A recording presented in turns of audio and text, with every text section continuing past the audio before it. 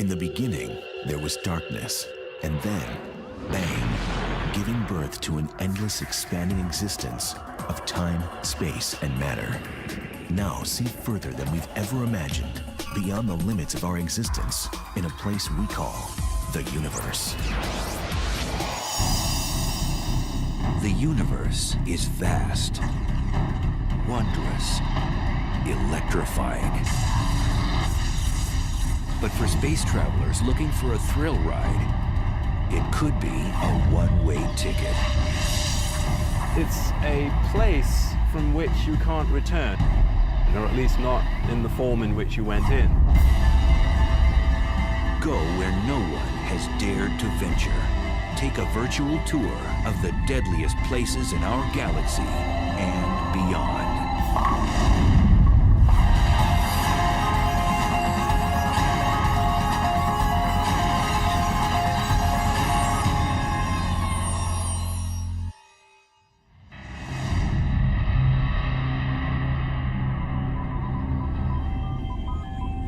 It's the ultimate frontier adventure.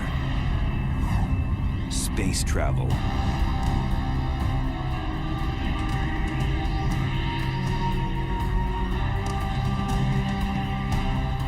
But when trekking through the galactic jungles, one must steer clear of the cosmic hot zones, places teeming with violence and intrigue.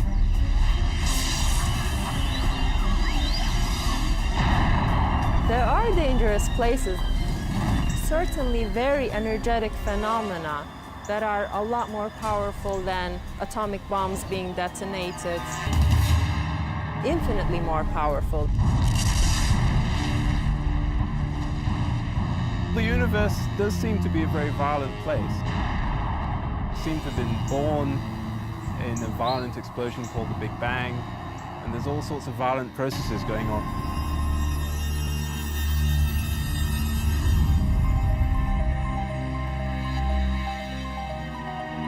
On December 27th, 2004, satellites picked up the greatest cosmic explosion ever recorded. A blast 30,000 light years away, which had the power to briefly alter our planet's upper atmosphere.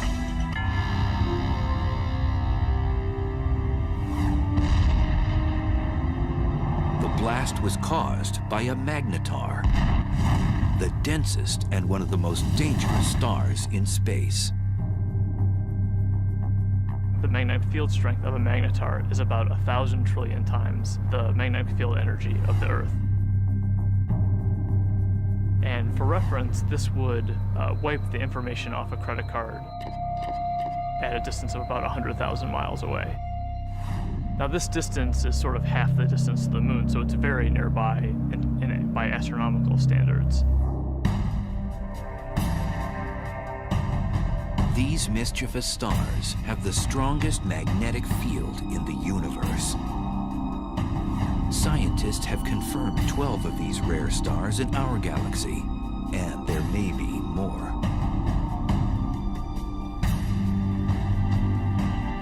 Caltech's Brian Cameron scans the Milky Way for these strange stars.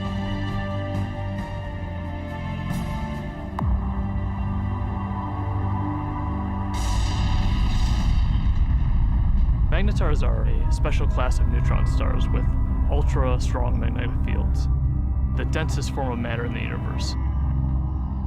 The first magnetar showed itself in the form of a high-energy event that was detected in the late 70s, although at the time we didn't know that it was a magnetar. It wasn't until the early 90s that researchers suggested that these objects were dominated by magnetic fields, and that the magnetar theory was actually confirmed. Magnetars are born out of the death throes of massive stars.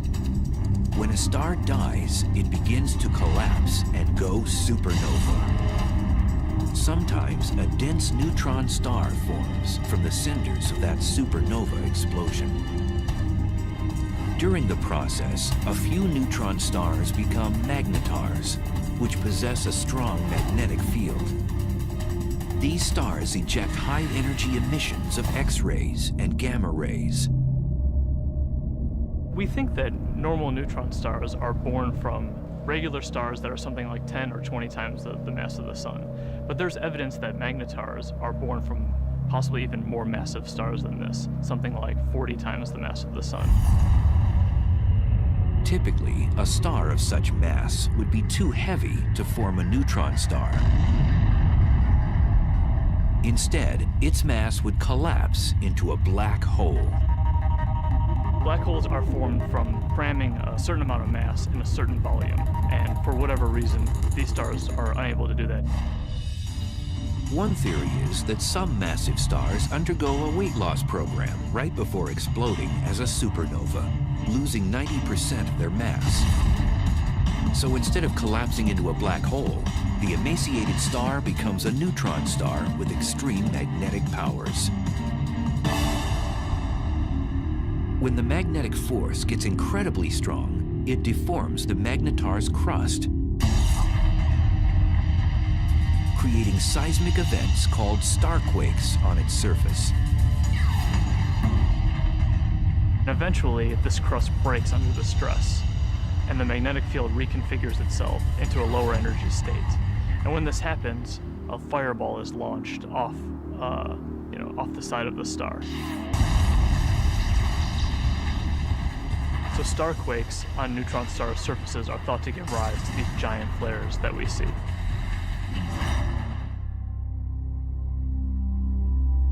After a magnetar undergoes one of these flares, it outshines all the stars in the galaxy for the few tenths of a second that it's taking place.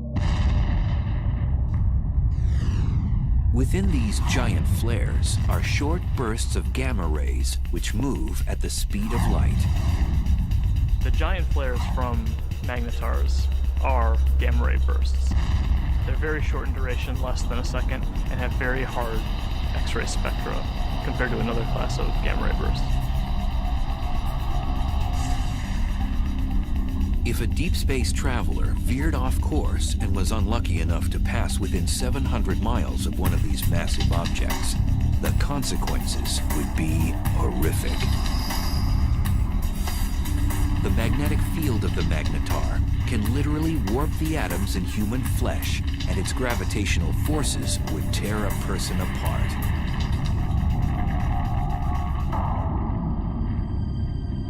So then, how close would a magnetar have to be to wreak havoc in our solar system?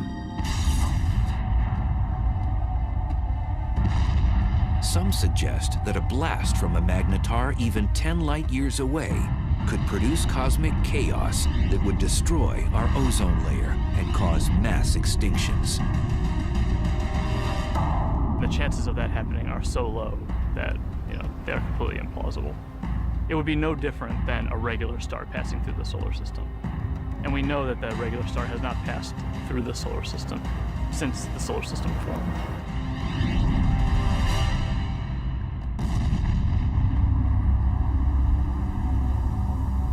Scientists think that magnetars are only a few thousand years old and will become dim after 10,000 years. We're just now starting to understand the life cycle of magnetars. We think that they're very young, but how young is still uncertain.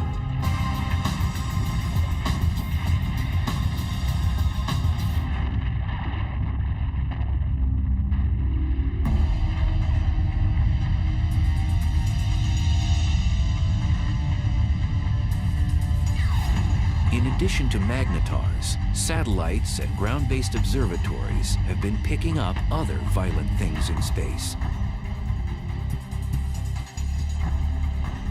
Scientists have now confirmed the existence of a phantom-like force that's so strong that it might very well be the most vicious phenomenon in the universe.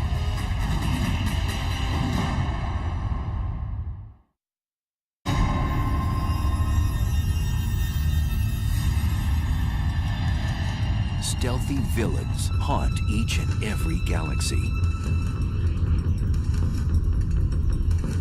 One particular beast tears up anything in its path and gobbles it down like a cocktail hors d'oeuvre. It's one of the most bizarre and destructive phenomenon in the universe, a black hole. I think a black hole is the place which is more violent than anywhere else in our universe. It's like going over the edge and you can't get back. It's fatal attraction, I suppose.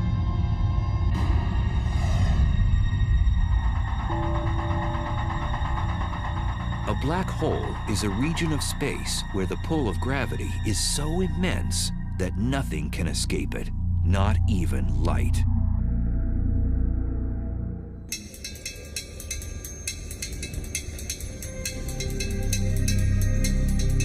Astrophysicist and triathlete Ferial Ozel is attempting to unlock the mysteries surrounding this elusive cosmic force.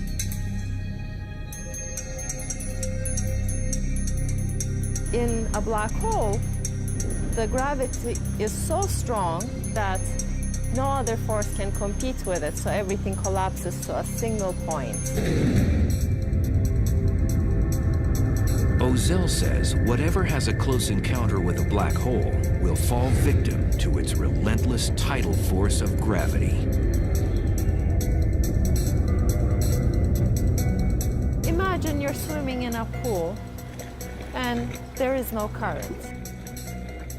You can go whichever direction you want. Now imagine you're taken out of this pool and you're in a river. Imagine a current that is much, much, much stronger. That the only direction that you could go would be with this current. The space around the black hole acts like this wild river. You could never fight this enormous drag that you feel.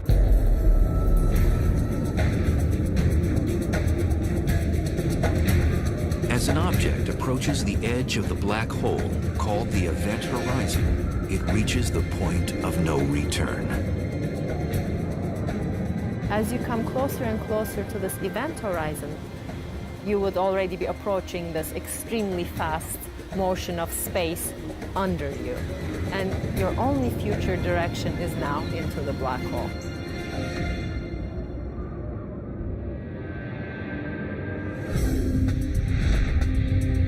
The idea of the black hole as a whole sometimes can be a little bit confusing.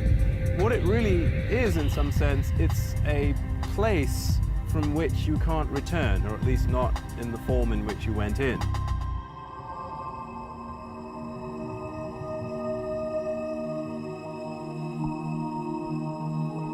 Black holes are difficult to detect because, as the name suggests, you cannot see one by itself because it's black.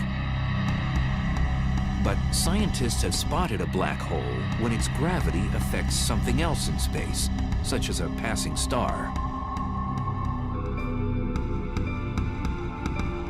A completely isolated black hole would not be visible. What we really see from a black hole is actually the hot material that's swirling around it and that's being sucked into it. So in the neighborhood of these powerful black holes, you'll get a lot of radiation resulting from the black hole pulling in material and stretching it and twisting it as it's falling in. Black holes consume anything in close range, and there are billions upon billions of them prowling the universe.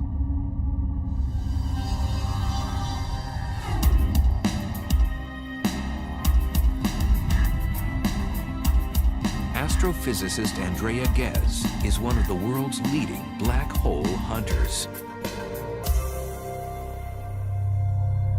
Black holes are not picky eaters. They'll dine on whatever get nearby. So they will happily eat gas. They will happily consume a star or a planet. When a black hole dines on a star, it does so first by tearing it apart. You might think of silly putty being stretched out. and then it just streams on in, sort of like water going down a drain. It's completely pulverized.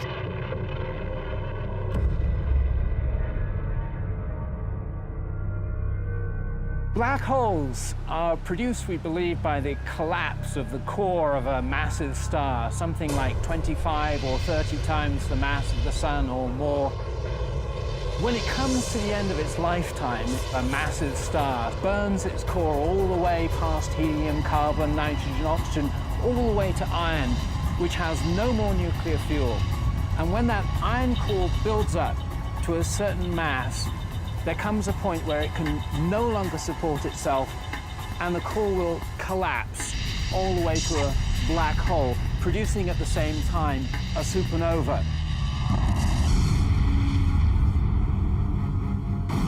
The supernova sends out explosive amounts of energy, so anything in its vicinity will get obliterated. Then the remnants of the explosion fall into a newly formed black hole. And it seems the key to the black hole's allure is gravity. Gravity will pull things around, just like the sun's gravity pulls the planets around. In fact, stars will happily orbit the black hole for most of its life and won't actually be sucked in. These stars are actually safe from the fatal attraction of the black hole. But if you do venture too close, like extremely close to the edge, then you do get sucked in. Scientists believe there are millions of wayward black holes throughout our galaxy, the Milky Way. And because we can't readily see them, one could be right next door. So how close does something have to be to get sucked into a black hole? Too close to a black hole is about the distance between the sun and the Earth, but that is certainly too close. For future space travelers, death by a black hole would be a violent way to go.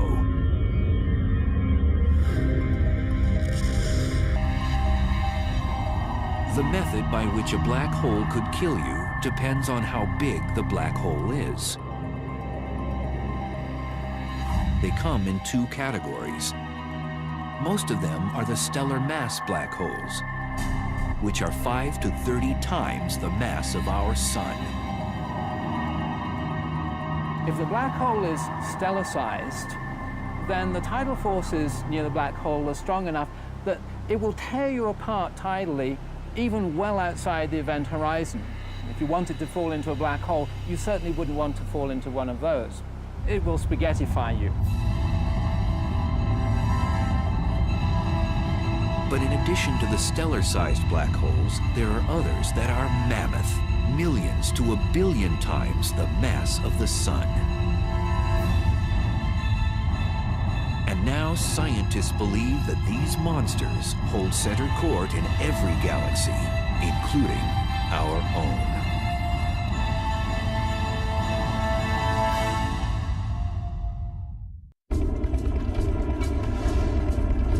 Black holes. They're one of the most mysterious and potentially dangerous oddities in space. A black hole has a ravenous appetite. It sucks in everything in its path and spits out what it doesn't devour. And now scientists have discovered there are supermassive black holes, which are millions of times bigger than their stellar mass cousins.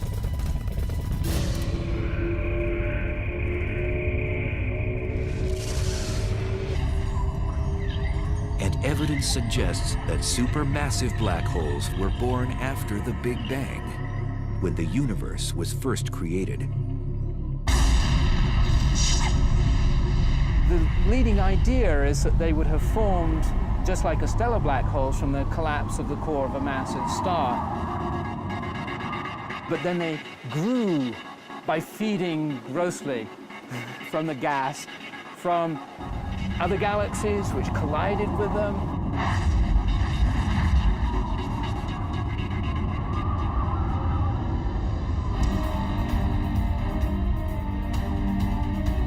scientists have discovered that these black ogres wield their power in the center of galaxies. The supermassive black holes are at the center of the galaxy, most likely because they're the most massive object within the galaxy. Massive objects tend to sink to the middle, so you'll always find them at the center of a galaxy. For a long time, scientists didn't think a supermassive black hole existed in our neck of the universe, the Milky Way.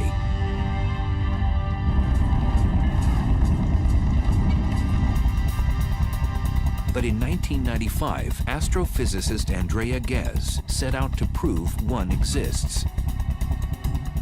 We've done an experiment over the last 10 years to ask the question, is there a supermassive black hole at the center of our galaxy? And the way we did this experiment is to use the motions of stars at the center of our galaxy to test whether or not there's a large amount of mass inside a very small volume. And that's the proof of a black hole.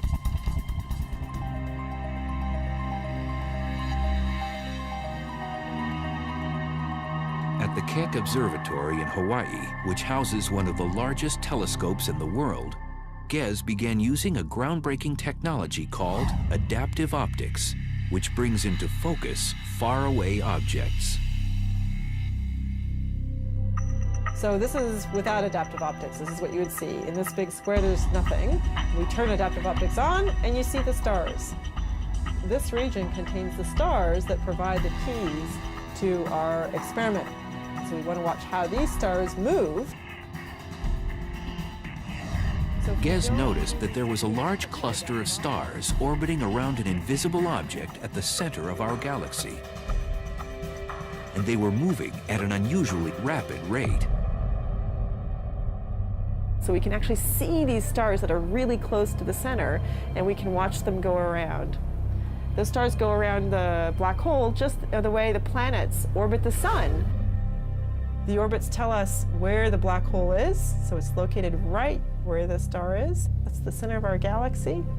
And the details of exactly how fast these stars are going around and how tight the orbits are tells us the mass of the black hole, which we think today is 4 million times the mass of our sun. For Ghez, confirming that a supermassive black hole indeed exists at the heart of our galaxy was like summiting Mount Everest.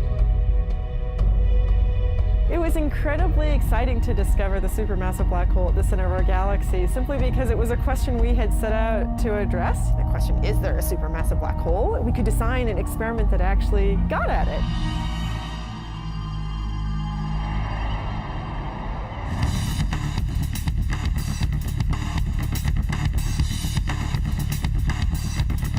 Astrophysicist Andrew Hamilton says death by a supermassive black hole would be much different than by its smaller stellar mass relative.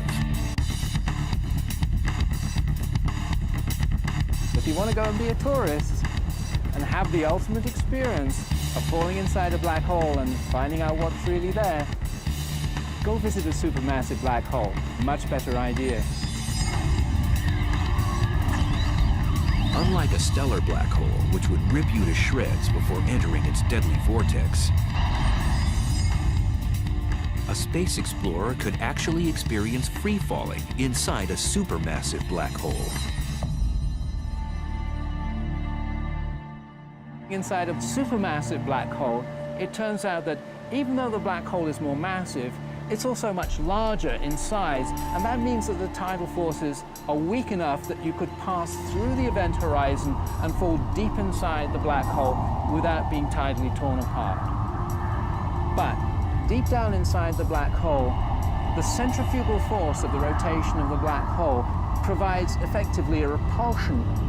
If there's any matter at all inside it, then stuff that's falling in will tend to collide with stuff that's trying to get out. And the result of that collision of energies is an unimaginably chaotic maelstrom of super hot, dense plasma. And in that case, your fate is that it can roast you.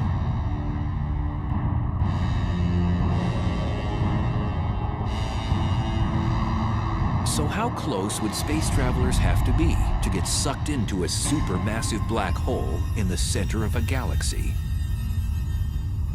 For a supermassive black hole, you would have to be about 1 million to 1 billion miles from the black hole to feel its influence.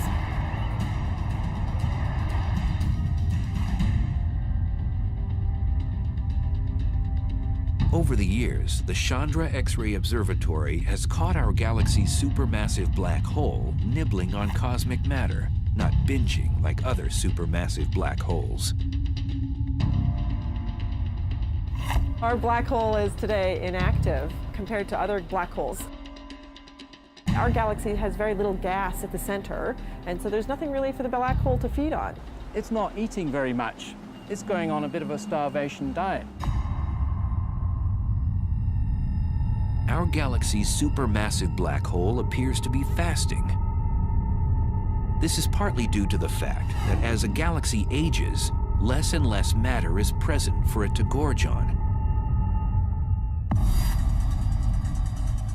But in the future, it might be quite a bit more active if it ever gets a fresh supply of gas at its center to feed off of. One way to rejuvenate our supermassive black hole's appetite is to collide with another galaxy. Sound implausible? 2 million light-years away, our closest neighbor, the Andromeda Galaxy, is charging toward us at almost 75 miles per second, or 270,000 miles per hour.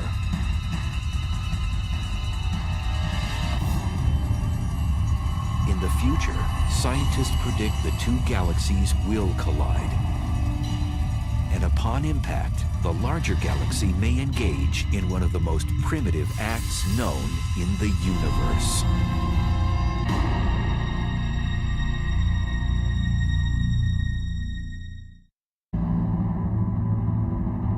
It's one of the most barbaric rituals in space. A larger galaxy eats a smaller one.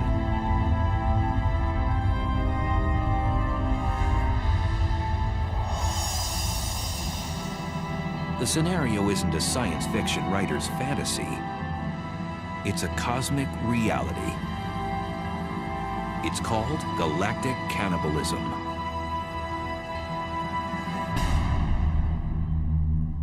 The ghastly event can occur on the celestial highway when two galaxies have a head-on collision.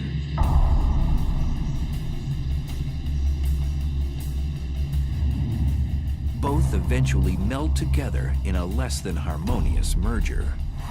If you're a galaxy, it's very violent. You're torn to shreds.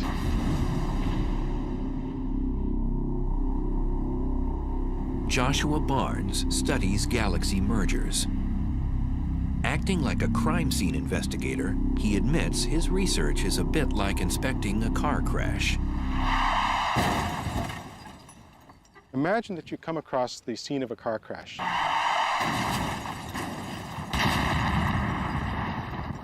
Two wrecked vehicles, but no witnesses. Nobody to tell you what happened. All you have is the physical evidence. That's basically what we have to do when we study colliding galaxies. So there are no witnesses to a galactic collision. All that you have is the present state of the wreckage.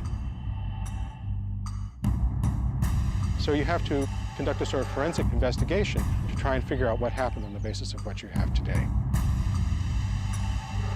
If they collided head-on, you would know because the fronts were squashed up, but if they, say, sideswiped each other, which is actually more likely in galactic collisions, that would leave you a completely different pattern of wreckage, and you could interpret that. So what causes galaxy mergers? It's gravity. Everything in the universe is falling freely through space, and where you've got two large objects like galaxies, their mutual gravity pulls them together, so they fall into each other. So it's really just the force of gravity pulling things around. The galaxies that we're seeing colliding today, most of them have been bound and destined to collide for upwards of 10, 15 billion years and they're only now just making it to that first collision.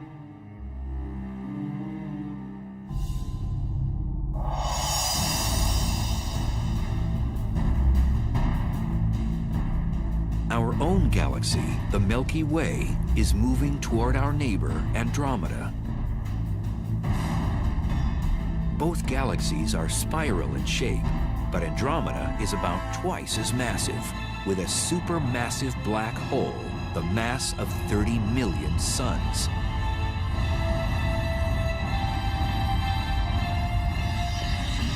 It'll look a lot like a dance. And you see the two galaxies come close together, so they kind of dance around each other, getting closer and closer and moving faster and faster before they finally come together. But at the point of impact, these galactic dancers will do more than pirouette. Each one has a spiral disk of stars, and then surrounding that, a halo of dark matter, invisible material that we can detect by its gravitational field. These two dark halos, which are much larger, will overlap as the galaxies pass by. Eventually, as the two galaxies spiral around each other closer and closer, you can no longer distinguish them as separate systems, and finally the nuclei merge.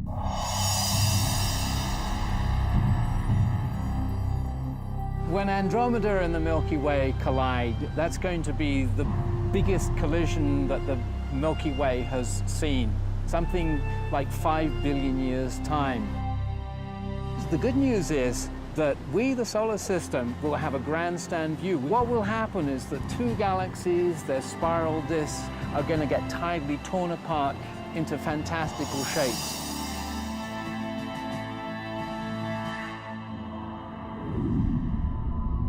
When the disks start to get close to each other, they'll throw off long streamers of stars, so-called tidal tails. And what happens to the sun and the solar system, should we still be around, it really is hard to predict. We could get lucky and be on one of those tidal tails and get a sort of bird's eye view of the whole process as we fly out. Or we could get thrown into an orbit plunging towards the center of the merging galaxies. There's basically no way to say.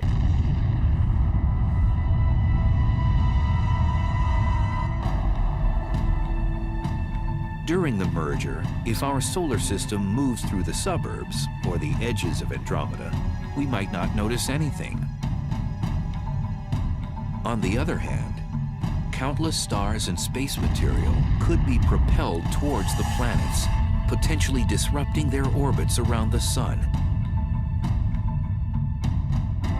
Moreover, the entire galaxy could face cosmic upheaval. We could have consequences which would nonetheless be dangerous. First of all, we could have a lot of star formation as a consequence of the merger. Currently, both the Milky Way and Andromeda galaxy have plenty of interstellar gas, the raw material from which stars are born. Now that would mean a lot more evolved stars, supernova, going off in our vicinity. And that could create shock waves, blast waves, bursts of cosmic rays, which would have nasty consequences.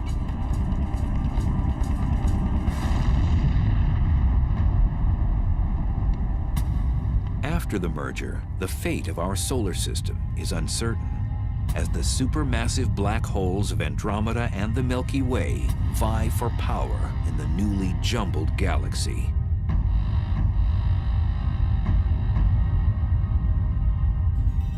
When they merge, they're going to form a new galaxy, and these two supermassive black holes will gradually spiral into the middle of the new galaxy.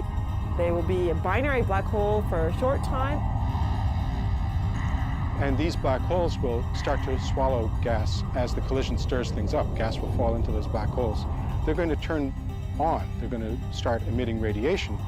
But the potential for fireworks, possibly for fueling the black holes at the centers of the galaxies, matter falling into them, possibilities like that do exist. And then the only safe place to watch the process would be on one of those tidal tails riding out and escaping the collision.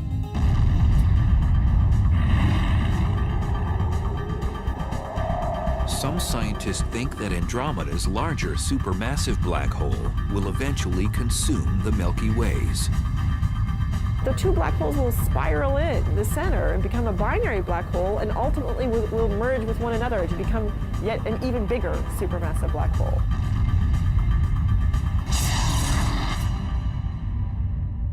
So a small galaxy colliding with a large galaxy is likely to be dominated by the larger galaxy. It'll essentially have most of its material absorbed by that galaxy and become subsumed into it.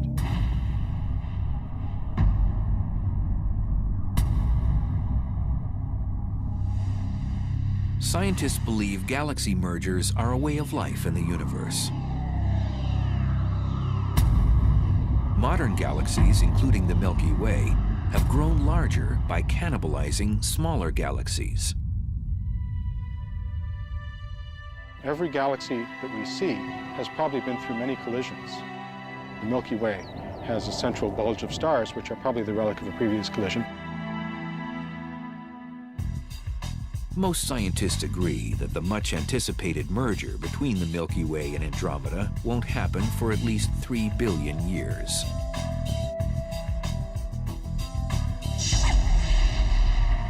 But there may be more immediate dangers in space. In cosmic neighborhoods millions of light years away, there are hyperactive galaxies that have become the big bullies on the block.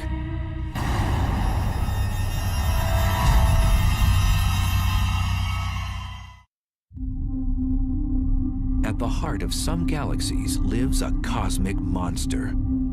It transforms a run-of-the-mill galaxy into one of the brightest and deadliest in space. Quasars are peculiar objects, each powered by a supermassive black hole that continually swallows large amounts of matter, 10 to 20 stars every year. At the core of these objects lives a very large black hole. And the role of that black hole is to actually generate a huge amount of energy.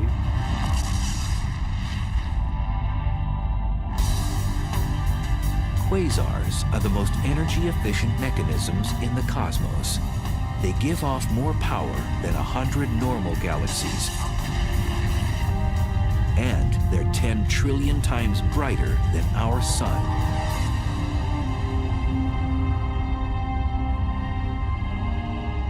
So how are quasars created in the universe?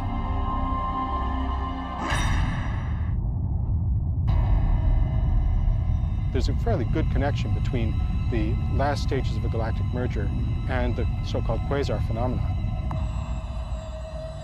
If that really happens in the case of the Milky Way and Andromeda, we could have, for a period of some tens or possibly even 100 million years, a quasar active in the center of the merged galaxies. And a quasar puts out about 100 times as much energy as a typical galaxy. And if we were actually thrown into an orbit which took us towards the center of the galaxy, we could get very close to that quasar and really get scorched. The word quasar stands for quasi-stellar radio source, which means star-like emitters of radio waves. The word was coined when the quasar phenomena was still a mystery. Now we know they're not star-like at all. In addition to emitting radio waves and visible light, quasars also give off ultraviolet rays, infrared waves, X-rays, and gamma rays. All deadly if something or someone gets too close. A quasar is a supermassive black hole at large distance that is active. It's powerful, it's emitting light, and we can observe it in many wave bands. Quasars were first discovered in the 1960s, but as radio telescope imaging got better, astronomers discovered that some of those quasars also have powerful jets beaming out of them. These particular quasars are called blazars, probably some of the most violent phenomena in the universe.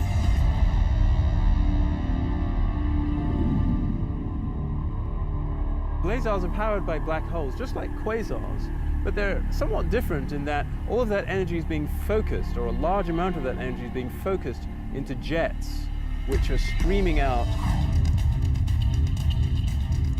A blazar's aggressive plasma jets produce radiation in the form of radio waves all the way through the spectrum up to high-energy gamma rays.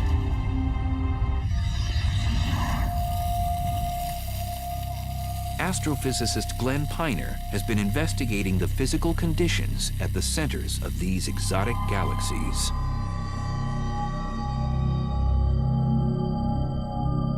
We can use this fountain to visualize the geometry of a blazar. If that circular base of the fountain represents the accretion disk, then the jet of water that's coming up represents the jet of plasma coming out from the blazar. And if the Earth is sitting up in the direction that that water is going, then we would see this object as a blazar. To an astronomer, it's like looking down a fire hose. It really gets you in the eye. You see this bright, blazing thing that we call a blazar. These blazar jets move exceptionally fast. The fastest observed move at 99.9% the speed of light. If you were to take a small object like this bowling ball and you wanted to accelerate it up to 99.9% of the speed of light, you would have to give this bowling ball all the energy produced in the world for an entire week to accelerate it to that speed.